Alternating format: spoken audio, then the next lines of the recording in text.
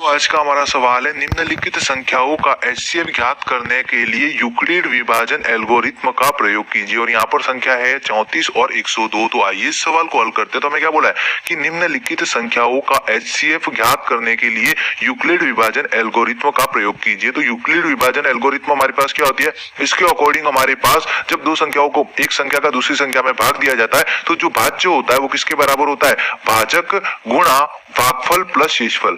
भाजक गुणा भागफल और प्लस हमारे पास क्या आ जाता है, शेषफल। ये हमारे पास क्या होती है, यूक्लिड विभाजन एल्गोरिथ्म। तो यहाँ पर हमारे पास दो संख्याओं का हमें क्या निकालना है, एचसीएफ निकालना है। तो दो संख्याओं का एचसीएफ निकालने के लिए मैं क्या करूंगा, छोटी संख्या का बड़ी संख्या में भाग दूंगा। तो छोटी संख्या हमारे पास 34 है, उसका 102 में भाग दूंगा। तो 34 का 102 में भाग दूंगा तो हमारे पास क्या आ जाएगा, यहाँ पर आ जाएगा, कितनी बार जाएगा, 3 बार जाएगा। 3 बार जाएगा तो हमारे पास क्या आ जाएगा, 34 इंटू 3 करूंगा तो 4 तिया 12 का 2 हासिल, 1 3 तिया 9 और 1 हमारे पास कितना हो जाएगा, 10। तो 102 तो हमारे पास कितना आ जाएगा, 0। तो यूक्लिड विभाजन एल्गोरिथ्म से मैं इसको क्या लिख सकता हूँ, भाज्य। भाज्य कितना हो जाएगा, 102। भाजक कितना हो जाएगा, 34। भागफल कितना हो जाएगा, 3 और शेषफल कितना हो जाएगा, 0। तो 102 बराबर क्या हो जाएगा, भाजक 34 गुणा भागफल 3 और प्लस शेषफल 0। 34 इंटू 3 102। तो ये बराबर संतुष्ट कर रहा है। तो ये हमारे पास क्या होती है, यूक्लिड विभाजन एल्गोरिथ्म।